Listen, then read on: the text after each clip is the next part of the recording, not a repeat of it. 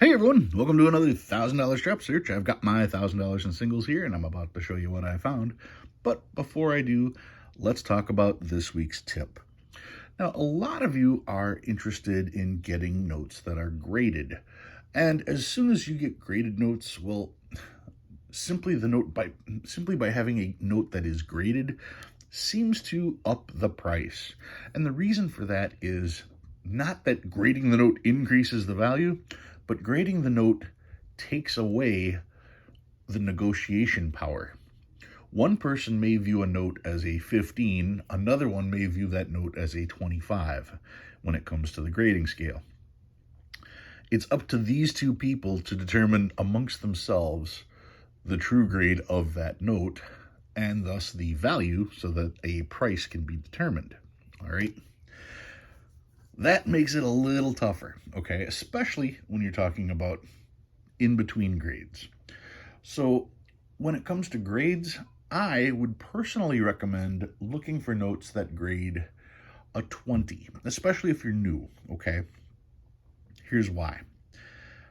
Almost every single price guide out there is going to tell you a very specific price for a note graded 20. That seems to be the hallmark. You can look through just about any price guide and see what a 20 will grade at. Now, 20 is VF, okay, so a VF 20. They'll also tell you choice uncirculated. Well, now you're talking about notes that are out of most people's price ranges, depending on the note, of course. But using 20 as your starting point, not only are you going to get a number that you can verify in a price guide, but you're also talking about a note that is in nice enough shape that every portion of the note is still going to be clear and visible. The note is most likely going to have really decent eye appeal. It's not going to be all crumpled up and dirty and written on and whatnot. So when it comes to getting a graded note, I would recommend starting out trying to buy the grade 20. It is, like I said, a very common grade, very easy grade to price, and you're still getting a note with eye appeal. Granted, now with that specific grade, there's probably not going to be a whole lot of give on the prices because the prices are out there for that specific grade. But this way, when you buy the note, you can feel good about having a note that is valued at what the price was. A lot of people are very hesitant. They don't want to spend hundreds or even thousands of dollars on a note just to find out that they got taken. So I understand the appeal of wanting graded notes, but with the question being then what grade? Well, that's my starting point. Now, once you're into collecting a lot more and you start to understand how to grade notes, then yes, you may want to get a lower grade note of a much more expensive note, just so you can have that note, or you may want to focus on getting higher grade notes, premium notes for that particular type. That's up to you.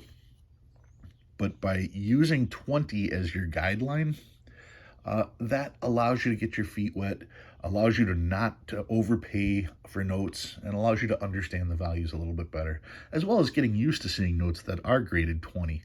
So now your eye will start to use that as the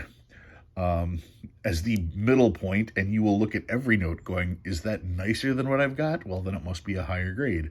Is that less than what I have? Well, it must be a lower grade. So it's a great baseline using 20. All right, I'm going to get these out of the way. We're going to take a look at what I found this week. What do I have here? I've got some trinaries, 2s, 3s, and 6s on this particular note. This one is 0s, 3s, and 9s. 1s, 2s, and 9s on this one. 0s, 1s, and 2s. 0s, 5s, and 6s. 1s, 7s, and 9s. 2s, 3s, and 4s. 4s, 5s, and 6s. 0s, 3s, and 6s. 2s, 4s, and 8s. 1s, 5s, and 8s. Quads. This one is quad zeros. Quad zeros at the end. This one I also see has the wedding transfer. No, wedding transfer is nothing. A lot of notes have that. It's a wedding transfer. It's not an error. It's just from the pages, the sheets moving quicker than the ink dries. There was not a mistake made. See, this one also has it right here. No big deal. Quad 3s on this one. Quad 3s again. And again. Quad 7s with a 5th. Quad 7s. This one has a dark 7 here. Uh-oh, that must be worth $1 million. No additional value. Then some stars. 2017 A star note. You're always checking to make sure that the stars are not filled. 2017 A B note. 2017. Another 2017. Not an error. 2017. 2017. 2013. Another 2013. Another 2013. 2013 as well. You can see this one has this blue hint of blue right here. This was probably in somebody's pocket when it was raining. Jeans pocket, and got a little bit of blue on there from the jeans. Not a printing error. 2003A, older notes. This one's rough, probably going to go back. It's another 2003A, also in rough shape. Another 2003A, this one's a little better. 2003. Another 2003. 1995, double checking to make sure it's not a web note. 1988A, checking, not a web note. And the oldest note was this 1988A. This one is in really nice shape, so this one was a nice keeper. I said 1988A. Check again. 1969A. 1969A, and it's crisp, in good shape. Very cool find for me. So hopefully that'll fill a spot. It is a Chicago note it is a G note from Chicago, so odds are I do have it already. But it might upgrade my big book. All right. What did I pull out this week? Well, let me give you a sneak preview of something first. Not a sneak preview, but remember this one? 1859, 1860s remainder Detroit $2 note. Very popular note, one of the most beautiful notes in the Obsolete series. This is the $2 State Bank of Detroit, Michigan. And it has this perplexing little thing here, and I'm going to try to zoom in on it. Banknote on the right. Okay, so that means this is the banknote. Banknote on the right and measuring, and then it says $1 is 1/3 the length of the paper, okay?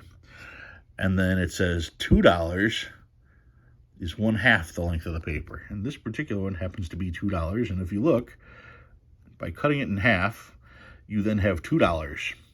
Now, the way this is supposed to work, I guess, is that this would have been the money and this was the receipt, essentially. So when you cut it in half, you can now spend this, and then when they go to redeem this, they can match the number that was held at the bank with this side. In theory, at least that's what it says there. I find it interesting that this side has all the numbers that's supposed to circulate, and this side has the beautiful picture, which would, in theory, sit in the shelf waiting for someone to redeem it. So to me, that's backwards. It seems like this picture should have been on the side that's circulating, but that's just me. Anyway, this little thing here just really messed with the way that people would think about how to spend notes. So these notes, as far as I know, were never actually circulated. And that's why you will find these in this condition. This is not this week's note, because here you've got a 1, a 2, a 3, and a 5, and I've shown the 1 and I've shown the 2. What is this week's note? All of them. I have not enough room to show all of this. Let's see if I can do this the right way. Well, there's the 1, there's the 2. Now, I've got it in this plastic sleeve here just to keep it protected, and this plastic sleeve is hideous, but for the moment, it's all I have. There is the 3, and there is the 5. The 5 is actually really cool with that steamship and that anchor there. I'm going to try to give all of these a little bit of FaceTime here. The 1 I've shown, the 2 I've shown, so I don't have to worry about those so much. The $3 bill I do not have. I am a huge fan of $3 bills, and it's just really cool. checking out the imagery there.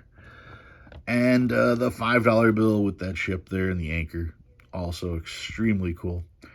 Now, once you see this entire sheet, now it makes sense why 1/3 would be the $1 note, 1/2 would be the $2 note, 2/3 would be the $3 note, and 3/4 would be the $5 note.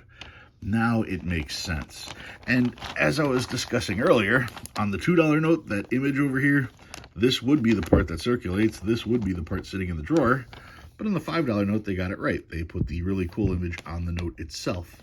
Now, yeah, you can read all that stuff on all of these notes as I get real close like that. And one of the other cool things, I don't know if this is going to show, but right here, State Bank of Michigan printed across the top. I'm amazed at how thin the paper is. And if we check the back, there's nothing on the back. It looks like there's a giant crease here. That crease is in the plastic. It's not in the notes. But yeah, there's nothing on the back there.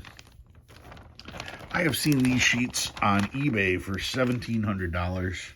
Even at the show, I saw one for $1,000. I scored mine for $700.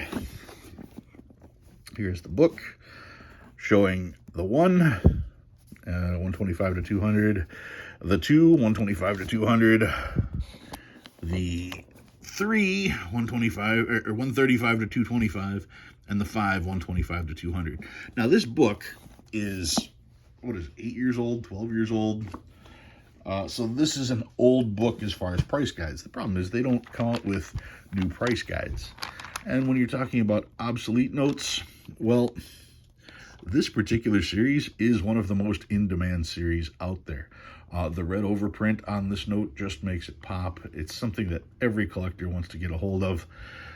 So I would not be surprised at that $1,700 price tag that was on there when I went to the show.